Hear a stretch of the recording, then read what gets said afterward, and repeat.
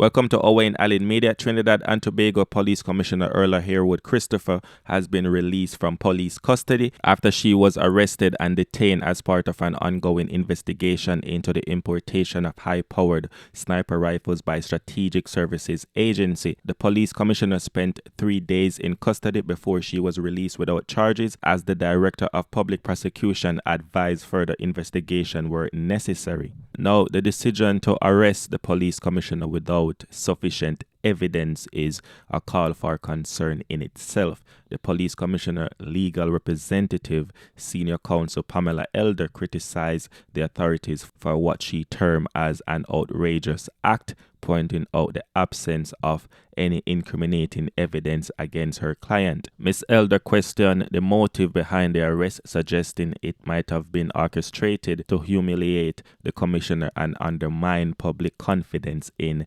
Trinidad's law enforcement leadership. I have advised her that though she wishes to speak, this is not the time. So if you have any questions, please direct them to me. What I would say that what happened here is an outrage. It is outrageous because the Commissioner of Police was questioned not as a person from whom the officers wanted information, but she was cautioned. And we all know, or we should know, that a caution is administered to a person against whom the officer has reasonable grounds to suspect the person has committed an offense. I sat through with my junior, Mr. Warner, the interview of the commissioner. And at the end of this interview, it was pellucidly clear that there was not one drop of evidence against the commissioner. So the burning question, which I would like answered, is who is the senior officer that authorized the arrest of the Commissioner of Police on material that did not establish grounds to suspect? And certain aspects of that interview were unfair to the commissioner. For example, I'll just give you one example. She was asked, or she was told, that the investigating officer had, and may I say here, it's rather odd that it was a very junior officer interrogating the Commissioner of Police.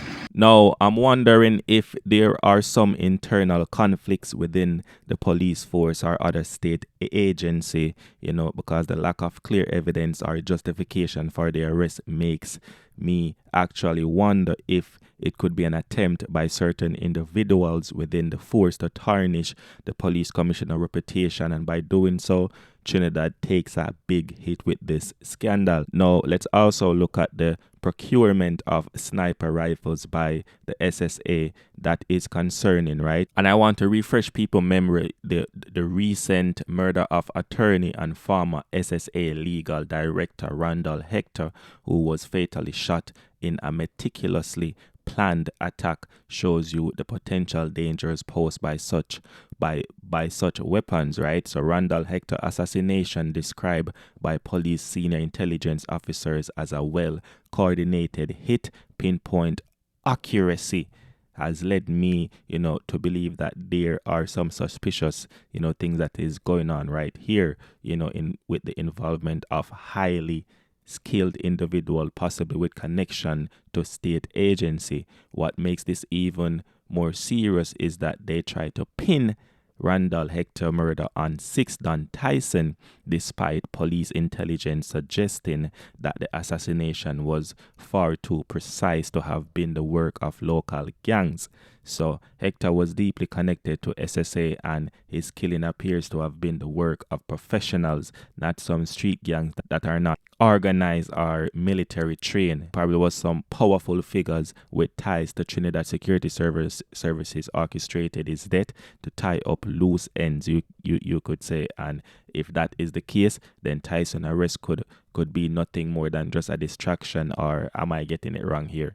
I mean, they will need a convenient scapegoat to divert attention from the real masterminds behind Hector execution.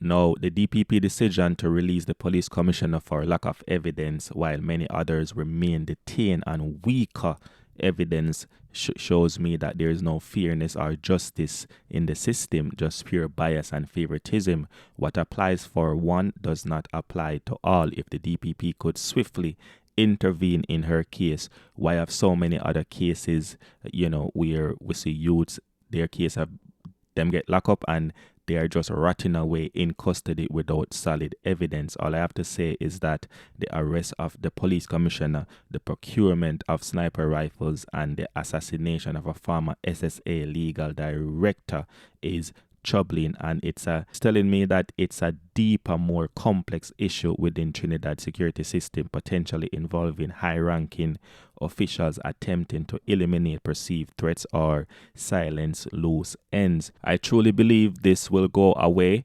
and we will hear nothing more of it. However, I will be giving you updates if we do hear something, if we do get more updates as the updates emerge. This is what the police commissioner lawyer said after she was released from police custody. And I must commend the commissioner for the calm that she displayed, her demeanor during that questioning. I want to salute her, and I want to assure the nation that they should maintain faith in their commissioner of police. She is a strong woman.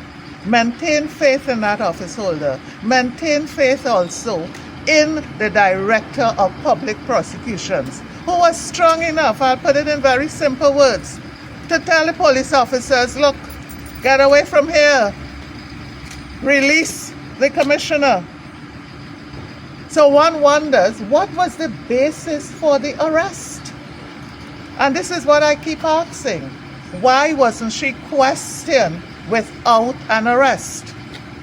So I was on what point was I on? Sorry, I moved off. There are so many things I want to say. Oh yes, I was saying that during the questioning, she was told that the officers had evidence that she and other persons unlawfully procured the firearm ammunition. And the question I asked of the officer, who are the other persons? If you are telling my client that you have evidence that she and other persons did an unlawful act, fairness dictates that you identify the other persons. And the response of that officer was that he would not divulge the names of the other persons. Right? So again, I am very happy that the Director of Public Prosecution was able to see the lack of any evidence. I am very glad and happy that he shows that there is a true separation of powers existing in Trinidad and Tobago.